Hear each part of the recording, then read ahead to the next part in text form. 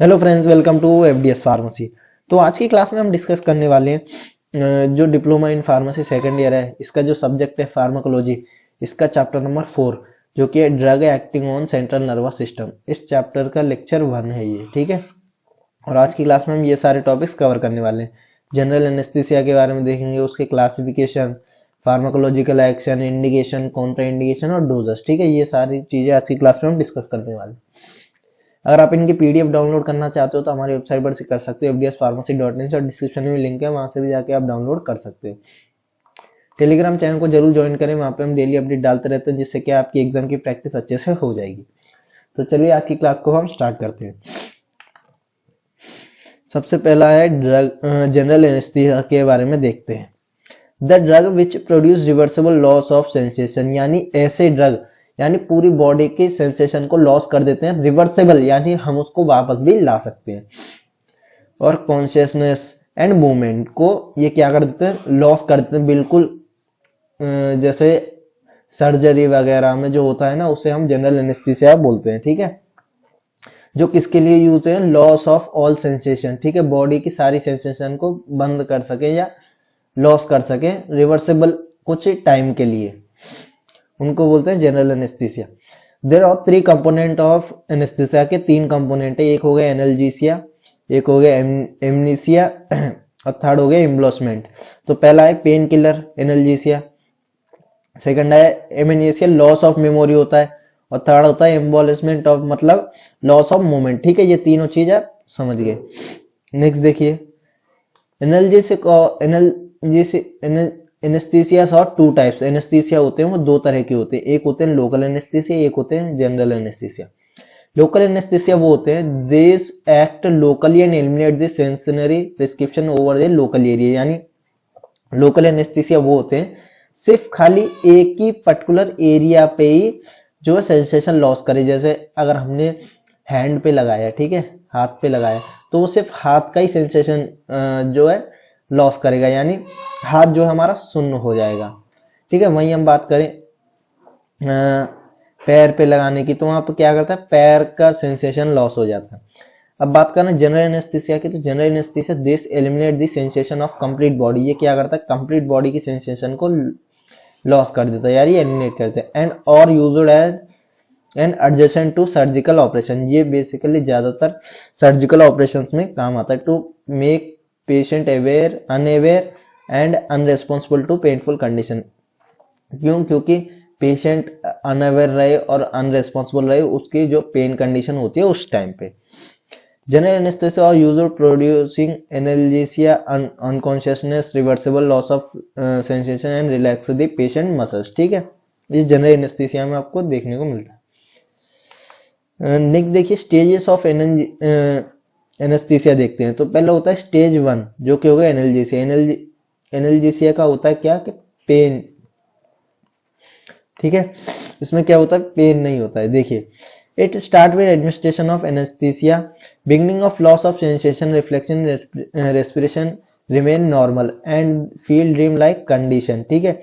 Loss of pen, इसमें क्या होता है कि लॉस ऑफ कॉन्शियसनेस स्टार्ट हो जाती है, रिफ्लेक्शन और रेस्पिरेटरी रिमेन नॉर्मल, रेस्पिरेशन जो होता है वो नॉर्मली रहता है, and feel dream like condition.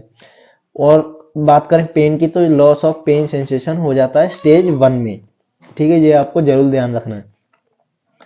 बात करें अब स्टेज 2 की, तो इसमें होता है एक्साइटमेंट या डिलीरियम, ठीक है। इट स्टार्ट विथ अनकॉन्शियसनेस, इसमें क्या होता है कि अनकॉन्शियसनेस स्टार्ट हो जाता है। To beginning of irregular respiration, इसमें इनरेगुलर रेस्पिरेशन होता है।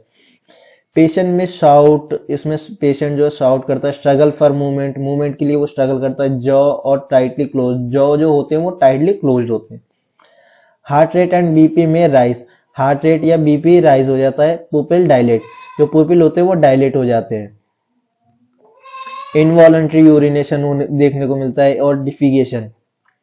No operative procedure carry out in this stage, यानी इस कंडीशन में आप कोई भी ऑपरेशन प्रोसेस नहीं कर सकते, यानी ऑपरेटिव प्रोसीजर नहीं कर सकते स्टेज 2 में।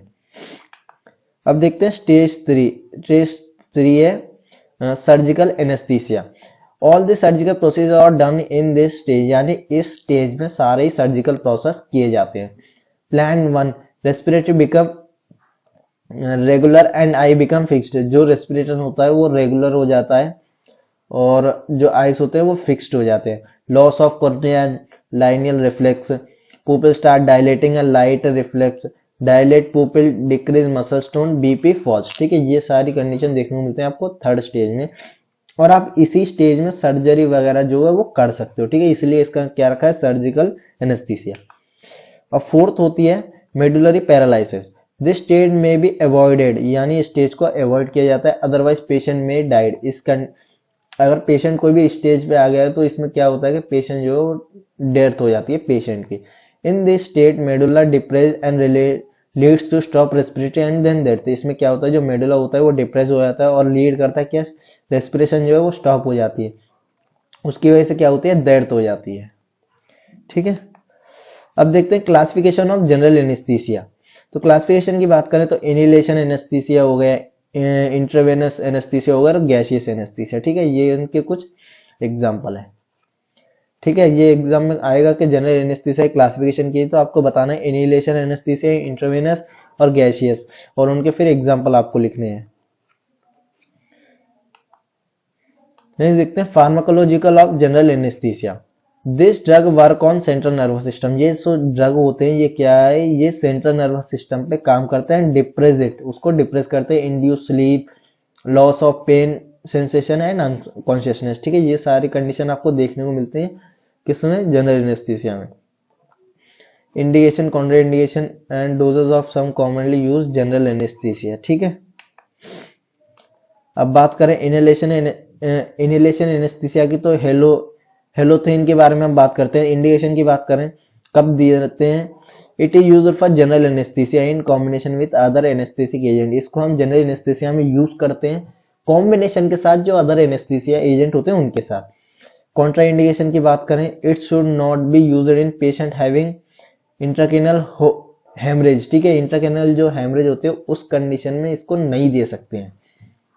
डोजेस की बात करें तो 2 to 3% इन ऑक्सीजन वेपर में देते हैं। ठीक है, 2 to 3% होनी चाहिए किसमें, ऑक्सीजन वेपर में। ठीक है, तो ये हो गए हेलोजन के बारे में, जो इनहेलेशन एनेस्थीसिया का एक एग्जांपल है। सेकंड हम बात करते हैं इंट्रावेनस एनेस्थीसिया। थिनोपेंटल सोडियम, ये आपने केमिस्ट्री में भी देखा होगा पिछले साल, अब भी देखिए। इंडिकेशन की बात करें, it is used for general anaesthesia in combination with other anaesthetic agent. इसको जनरल एनेस्थीसिया में यूज किया जाता है अदर जो एनेस्थेटिक एजेंट होते हैं उनके साथ। कॉन्ट्रा इंडिकेशन की बात करें तो यानी किस किस कंडीशन में नहीं देना चाहिए, इट इज कॉन्ट्राइंडिकेटेड इन माइस्थेसिक ग्राविसिस में। ठीक है, इसको माइस्थेसिक ग्राविसिस में नहीं दे सकते, प्रोलोंग्ड अस्थमा में नहीं दे सकते, लो ब्लड प्रेशर में नहीं दे सकते, और पोर्फिरिया में भी नहीं दे सकते हैं। डोजेस की बात करें तो 2.5% सोल्यूशन पर आईवी होना चाहिए। ठीक है, इंट्रावेनस। नेक्स्ट अब बात करते हैं गैसियस एनेस्थीसिया के बारे में, तो इसके एग्जांपल है नाइट्रस ऑक्साइड। इंडिकेशन की बात करें तो it is used to maintain surgical anaesthesia in combination with the other anaesthetic agent. ठीक है, कॉन्ट्राइंडिकेशन की बात करें तो किस कंडीशन में नहीं दे सकते, it is contraindicated to patient suffering from chronical respiratory problem, से कोई भी सफर कर रहा है तो उस कंडीशन में नहीं दे सकते, और प्रेगनेंसी की कंडीशन में भी नहीं दे सकते, और विटामिन B12 डेफिशिएंसी पेशेंट को भी नहीं दे सकते हैं। ठीक है, डोजेस की बात करें, it should be mixed with at least 30% of oxygen के साथ ये मिक्स्ड होना चाहिए। ठीक है, क्या कंडीशन है कि 30% ऑफ ऑक्सीजन के साथ जो है मिक्स होना चाहिए। तो देखिए आज की क्लास में हमने क्या क्या देखा। सबसे पहले हमने बात की जनरल एनेस्थीसिया के बारे में, उसके बाद हमने टाइप एनेस्थीसिया जो 2 टाइप्स के हैं वो देखे, लोकल और जनरल। उसके बाद हमने देखे स्टेज ऑफ एनेस्थीसिया। ठीक है, क्लासिफिकेशन ऑफ जनरल एनेस्थीसिया देखा। ठीक है, फार्माकोलॉजिकल एजुकेशन, इनहेलेशन एनेस्थीसिया और इंट्रावेनस एनेस्थीसिया और गैसियस एनेस्थीसिया। अगर आप इनकी पीडीएफ नोट डाउनलोड करना चाहते हो तो हमारी वेबसाइट पर से कर सकते हो, fdspharmacy.in, और डिस्क्रिप्शन में लिंक है, वहां से भी जाके आप डाउनलोड कर सकते हो। टेलीग्राम चैनल को जरूर ज्वाइन करें, वहां पे हम डेली अपडेट डालते रहते हैं, जिससे क्या आपकी एग्जाम की प्रैक्टिस अच्छे से हो जाएगी। लाइक करें, शेयर करें अपने फार्मेसी फ्रेंड्स में, और चैनल को भी जरूर सब्सक्राइब करें। Thank you for watching the video.